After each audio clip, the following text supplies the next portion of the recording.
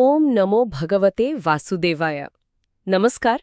आज आमे गीतारो गोटिए श्लोक उपरे कथा हेबा, किंतु एई गोटिए श्लोक भितरे मते लागुची गोटे बहुत बड़ दाबी करा जाइछि। भगवान श्रीकृष्ण ज्ञान को एमिति एक स्थान देइछंती जहा बाकी सबुठु बोधुए उपरे। तेबे आजिरा आमर आलोचना एई श्लोकर गभीरता को बुझिबा पई माने केउ प्रकार ज्ञान कथा एठी कुहा जाउछि, एइटा एते शक्तिशाली काहिंकी, आ सबुठु बड़ कथा आजिरे दुनियारे जणे साधारण मनीष पई एहार किछि अर्थ अछि कि? चलंतु एहा भितरकु जिबा। श्लोकटी हेउछि अध्याय 4 रो 38तम श्लोक। नहि ज्ञानेन सदृशं पवित्रमिह विद्यते तत्स्वयं योग संसिद्धः कालेनात्मनि विन्दति। नमस्कार आज्ञा। एही श्लोकटी प्रकृति रे केमिति कहिबे गीतार ज्ञान योगर हृदय परी। यह पूर्वरु ही भगवान बुझे सारिछंती जे सबु प्रकार कर्म शेष रे ज्ञान रे ही समाप्त हुए, आ एठी से सेही ज्ञान को सबुठु ऊपर रखुछंती। ठीक अछि, तेबे चालंतु एहाकु टिके खोलिकी देखिबा। प्रथम धाड़ी रे ही गोटे बड़ कथा अछि, न हि ज्ञानेन सदृशम पवित्रमिह विद्यते। माने एई संसार रे ज्ञान सहित तुलना करिबा भली पवित्र वस्तु आउ किछि नाही। एठी पवित्र शब्दटा एइटा मते बहुत आकर्षित करुछि। आमे तो साधारणतः तीर्थ जल किंबा कोनोसी पूजा को पवित्र भाबु, किंतु एठी कुहा जाउछि जे गोटे विचार बा ज्ञान हेउछि सबुठारु बड़ पवित्रकारी। एकदम ठीक धरिचंती। एइटा ही एठी सबुठु बड़ कथा। भगवान कोनोसी बाह्य वस्तु कथा कहउनांती, से कहउचंती ए संसारर सबुठु शक्तिशाली शुद्धिकारक हेउछि आत्मज्ञान। माने आमर सबुठु बड़ समस्या बाहरे नाही, बरन आम मन भितरे अछि। आमर जो मानसिक अवस्था आउ सेई अपवित्रता को केवल ज्ञान ही सफा करि परिबो। अच्छा, देखंतु पवित्रर प्रकृत अर्थ हैला जहा अपवित्रता को दूर करे। एठी अपवित्रता कौन? अज्ञान, अहंकार, मोह आउ कर्मर बंधन। ज्ञान एसबु को मूलरू पछिबी। एटा बहुत आकर्षणीय। आजिकाली आमे डिटॉक्स शब्दटा बहुत व्यवहार करुछे, जेमिति कि जूस क्लेंज, डिजिटल डिटॉक्स। मोते लागुछि श्रीकृष्ण हजार हजार वर्ष तळे अल्टीमेट मेंटल डिटॉक्स कथा कहुथिले। एमिति एक डिटॉक्स जहा केवल कालीर नुहे बरुं जन्म जन्मर बोझकु हालुका करिदिए। किंतु एही श्लोकर द्वितीय धाड़ी रे गोटे शर्त थिबा परि लागुछि। हाँ, आउ सेइटा ही सबुठु गुरुत्वपूर्ण। द्वितीय धाड़ी कहुछि तत्स्वयं जोग संसिद्धर कालेन आत्मनि विन्दति।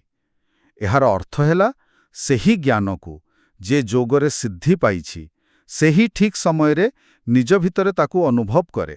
एइठी मु टिके अटकिबाकू चाहिबी। जोग संसिद्धः एहार अर्थ कौन? एहा कोन केवल हिमालय रे तपस्या करुथिबा जोगी मानंक पई? माने जणे साधारण लोक पई कोन एही रास्ता बंद? ना ना, सेमति किछि नुहे।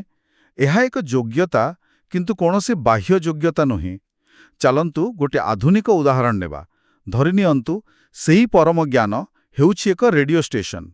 सेइटा 24 घंटा चलीछि, किंतु जदि आम रेडियो रिसीभर रे बहुत खराब शब्द आसुछि, माने आम मनर कामना, क्रोध, चिंता, तेबे आमे सेही संगीत को सुनी परिबानी। ठीक। जोग संसिद्ध हेबार अर्थ हेउछि निजर सेही रेडियो रिसीभर को ठीक करिबा, भितरटा को सफा करिबा। आउ एही सफा करिबा प्रक्रियार ना हेउछि निष्काम कर्मयोग। ओके, तेबे जदि मु ठीक बुझुछि, रास्ताटा एमिति नुहे जे स्टेप 1 बही पढ़ आ स्टेप 2 ज्ञानी होई जाओ, बरं रास्ता हेउछि स्टेप 1 फलर आशा न रखी निजर काम करि चाल, जहा फलरे तुम मन शांत हेबो, आ स्टेप 2 सेही शांत होनरे ज्ञान निजे ही प्रकाशित हेबो। ता माने कर्म ही ज्ञान पई माटी प्रस्तुत करुछि। एकदम सठिक सारांश। कर्मयोग चित्त को शुद्ध करे। जेमिति गोटे मळा दर्पणरे मुह देखा जाएनी, सेमिति अशुद्ध मनरे आत्मार स्वरूप देखा जाएनी। निष्काम कर्म हेउछि सेई दर्पण को पोछिबार काम। थरे दर्पण सफा होई गले प्रतिबिंब तो निजे ही देखा जिवो। ठीक अछि, किंतु सेही धाड़ी रे आउ गोटे शब्द अछि जहा मते टिके द्वंद्वरे पकाउछि, कालीन, अर्थात जथा समयरे। एहार माने कौन जे आमे काम करिसारी बसी रहिबा आउ अपेक्षा करिबा केबे ज्ञान आसीबो बोली? ଏଇଟା ବହୁତ ଭଲ ପ୍ରଶ୍ନ। କାଲେଣ୍ଡର ଅର୍ଥ ଅଳସୁଆ ହୋଇ ଅପେକ୍ଷା କରିବା ନୁହେଁ। ଏହାର ଅର୍ଥ ହେଉଛି ପରିପକ୍ୱତା। ପରିପକ୍ୱତା। ହଁ, ଯେମିତି ଆମେ ଗୋଟେ ଆମ୍ବ ଗଛ ଲଗେଇଲେ, ତାକୁ ପାଣି ଦେବା, ଖତ ଦେବା, ଏସବୁ ଆମ କାମ। କିନ୍ତୁ ଫଳଟା କେବେ ପାଚିବ, ସେଇଟା ତ ପ୍ରକୃତିର ନିୟମାନୁସାରେ ଠିକ୍ ସମୟରେ ହେବ। ହଁ, ତାକୁ ତ ଆମେ ଜବରଦସ୍ତି କରିପାରିବାନି। ସେହିପରି ନିଷ୍ଠାର ସହ କର୍ମଯୋଗର ସାଧନା କରିବା ଆମ କାମ। ଯେତେବେଳେ ସାଧନା ପରିପକ୍ୱ ହୋଇଯିବ, ମନ ସମ୍ପୂର୍ଣ୍ଣ ଶୁଦ୍ଧ ହୋଇଯିବ, ସେତେବେଳେ ଜ୍ଞାନରୂପକ ଫଳ ନିଜେ ହିଁ ପାଚିଯିବ। ଏଇଟା ଧୈର୍ଯ୍ୟ ଆଉ ନିରନ୍ତର ପ୍ରୟାସର ମହତ୍ୱକୁ ଦର୍ଶାଉଛି। ବର୍ତ୍ତମାନ ପୁରା ଚିତ୍ରଟା ସ୍ପଷ୍ଟ ହେଉଛି। ତେବେ ଏହି ଯେଉଁ ଜ୍ଞାନ, ଯାହା କର୍ମଯୋଗ ଦ୍ୱାରା ପ୍ରସ୍ତୁତ ମନରେ ଉଦୟ ହୁଏ, ତାହା ଆମ ଜୀବନର ବାକି ଦିଗକୁ କେମିତି ପ୍ରଭାବିତ କରେ, ଯେମିତିକି ଆମ କର୍ମର ଫଳ କିମ୍ବା ଭଗବାନଙ୍କ ପ୍ରତି ଆମର ବିଶ୍ୱାସ? ଏହାର ପ୍ରଭାବ ବହୁତ ଗଭୀର। ପ୍ରଥମେ କର୍ମ କଥା ଦେଖିବା। ଗୀତାର ଠିକ୍ ପୂର୍ବ ଶ୍ଲୋକରେ ଭଗବାନ କ'ଣ କହୁଛନ୍ତି? ଜ୍ଞାନାଗ୍ନି ସର୍ବକର୍ମାଣି ଭସ୍ମସାତ୍ କୁରୁତେ ଅର୍ଜୁନ। ହଁ। ଜ୍ଞାନ ହେଉଛି ସେଇ ନିଆଁ ଯାହା ଆମର ସବୁ ସଞ୍ଚିତ କର୍ମକୁ ଆଉ ତାର ଫଳକୁ ପୋଡ଼ି ପାଉଁଶ କରିଦିଏ। ଆଚ୍ଛା। ଏଇଟା ହିଁ କର୍ମବନ୍ଧନର ମୁକ୍ତିର ପ୍ରକୃତ ରାସ୍ତା। ଆଉ ଭକ୍ତି କଥା ଯଦି କହିବା, ଜ୍ଞାନ ଆଉ ଭକ୍ତି ପରସ୍ପରର ବିରୋଧୀ ନୁହନ୍ତି, ବରଂ ପରିପୂରକ। ଆଜ୍ଞା। ଯେତେବେଳେ ଜଣେ ଭକ୍ତ ଜ୍ଞାନ ଦ୍ୱାରା ଅନୁଭବ କରେ ଯେ ସେ ନିଜେ ସେହି ପରମାତ୍ମାଙ୍କର ହିଁ ଏକ ଅଂଶ, ସେତେବେଳେ ତାର ଭକ୍ତି ଆହୁରି ଗଭୀର ହୁଏ। ଠିକ୍। କାରଣ ଜ୍ଞାନ ବିନା ଭକ୍ତି ଅନ୍ଧବିଶ୍ୱାସ ହୋଇପାରେ, ଆଉ ଭକ୍ତି ବିନା ଜ୍ଞାନ ଶୁଖିଲା ଲାଗିପାରେ। ଏହାକୁ ଯଦି ଆମେ କୁରୁକ୍ଷେତ୍ରର ସେଇ ମୂଳ ପରିସ୍ଥିତିକୁ ନେଇଯିବା, ଅର୍ଜୁନ ସେତେବେଳେ ବହୁତ ଦ୍ୱନ୍ଦ୍ୱ, ଶୋକ ଆଉ ମୋହରେ ଥିଲେ। ତାଙ୍କ ପାଇଁ ଏହି ଉପଦେଶର କ'ଣ ତାତ୍ପର୍ଯ୍ୟ ଥିଲା? ଅର୍ଜୁନଙ୍କର ସମସ୍ୟା କ'ଣ ଥିଲା? ସେ ନିଜ ସମ୍ପର୍କୀୟମାନଙ୍କୁ କେବଳ ଶରୀର ଭାବରେ ଦେଖୁଥିଲେ। ସେମାନଙ୍କର ମୃତ୍ୟୁ କଥା ଭାବି ସେ ଭାଙ୍ଗି ପଡ଼ୁଥିଲେ। ଏହି ଆତ୍ମଜ୍ଞାନ ତାଙ୍କ ପାଇଁ ସବୁଠୁ ବଡ଼ ଔଷଧ ଥିଲା। ଭଗବାନ ତାଙ୍କୁ କହୁଥିଲେ, ହେ ଅର୍ଜୁନ, ତୁମେ ଯାହାକୁ ମାରିବାକୁ ଡରୁଛ, ସେମାନେ ପ୍ରକୃତରେ ଅମର ଆତ୍ମା। ଆତ୍ମା ନା ଜନ୍ମ ହୁଏ ନା ମରେ। ଏକଦମ। ଯେମିତି ଆମେ ପୁରୁଣା ପୋଷାକ ବଦଳେଇ ନୂଆ ପିନ୍ଧୁ, ଆତ୍ମା ସେମିତି ଶରୀର ବଦଳାଏ। ଏହି ଗୋଟିଏ ଜ୍ଞାନ, ଏଇଟା ହିଁ ଅର୍ଜୁନଙ୍କର ସବୁ ମୋହ, ଶୋକ, ଦ୍ୱନ୍ଦ୍ୱକୁ କାଟି ତାଙ୍କୁ ନିଜ କର୍ତ୍ତବ୍ୟ ପାଳନ କରିବାକୁ ସାହସ ଦେବାର ମୂଳଦୁଆ ଥିଲା। ଏଟା ସୁନା ଆଉ ଅଳଙ୍କାରର ଉଦାହରଣ ଭଳି ଲାଗୁଛି। ହଁ, କୁହନ୍ତୁ। ଅଳଙ୍କାରର ନାଁ, ରୂପ ଅଲଗା ହୋଇପାରେ, ହାର, ଚୁଡ଼ି, ମୁଦି, କିନ୍ତୁ ସମସ୍ତଙ୍କର ମୂଳ ତତ୍ତ୍ୱ ତ ସୁନା। ସେମିତି ଆମ ସମସ୍ତଙ୍କର ଶରୀର, ନାଁ ରୂପ ଅଲଗା, କିନ୍ତୁ ଭିତରେ ଥିବା ଆତ୍ମତତ୍ତ୍ୱ ସେଇ ଗୋଟିଏ। ଏକଦମ ଠିକ୍।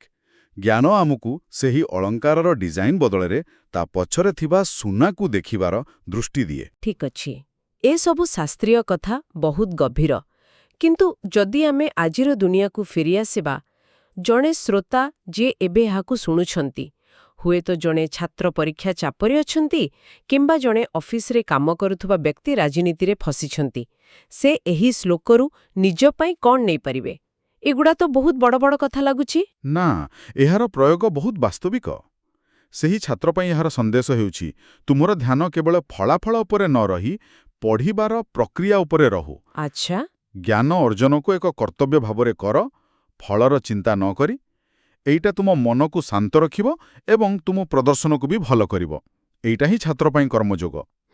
ସେହିପରି ସେହି ପ୍ରଫେସନାଲ ଜଣକ ପାଇଁ ସନ୍ଦେଶ ହେଉଛି, ନିଜ କାମକୁ ନିଷ୍ଠାର ସହ କର, କିନ୍ତୁ ଅଫିସର ରାଜନୀତି ବା ଫଳାଫଳ ସହିତ ନିଜକୁ ବେଶୀ ଯୋଡ଼ି ରଖନି। କାମକୁ ଈଶ୍ୱରଙ୍କର ସେବା ଭାବି କଲେ ମନର ଶାନ୍ତି ରହିବ, ଆଉ ବାହାର ପରିସ୍ଥିତି ଏତେ ବିଚଳିତ କରିପାରିବନି। ତାହେଲେ ମୂଳ କଥା ହେଲା ଆମର ଫୋକସ୍କୁ ପରିଣାମରୁ ହଟାଇ ପ୍ରକ୍ରିୟା ଉପରକୁ ଆଣିବା।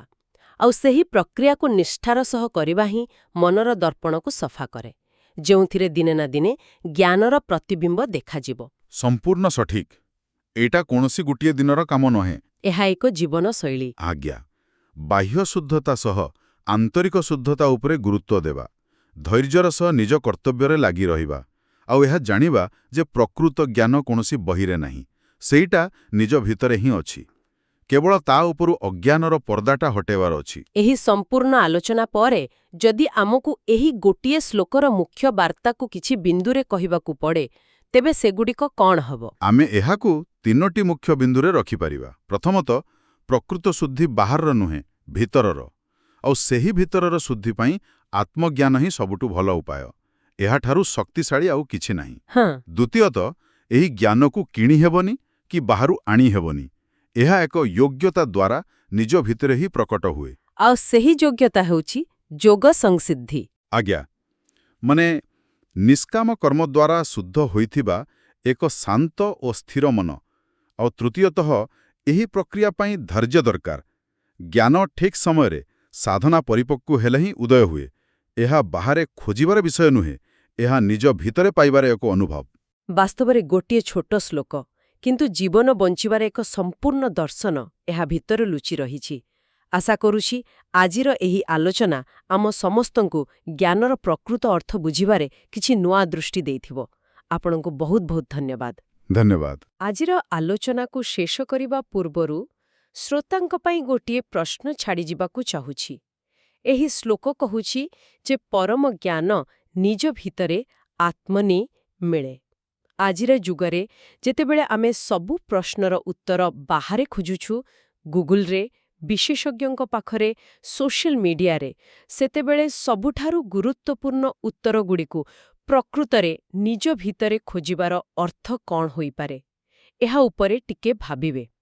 ଯଦି ଆପଣଙ୍କୁ ଆମର ଏହି ଆଲୋଚନା ଭଲ ଲାଗିଥାଏ, ତେବେ ଏହାକୁ ଲାଇକ୍ କରନ୍ତୁ ଏବଂ ଅନ୍ୟମାନଙ୍କ ସହ ସେୟାର କରନ୍ତୁ। ଆଉ କମେଣ୍ଟ ବକ୍ସରେ ଓମ୍ ନମୋ ଭଗବତେ ବାସୁଦେବାୟ କିମ୍ବା ଜୟ ଜଗନ୍ନାଥ ଲେଖି ନିଜର ଶ୍ରଦ୍ଧା ଜଣାଇପାରିବେ।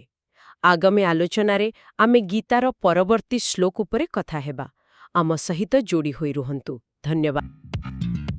ଆପଣ ଶୁଣୁଛନ୍ତି ରେଡିଓ ତୋଷାଳୀ, ଆମ ମାଟିର ସ୍ୱର।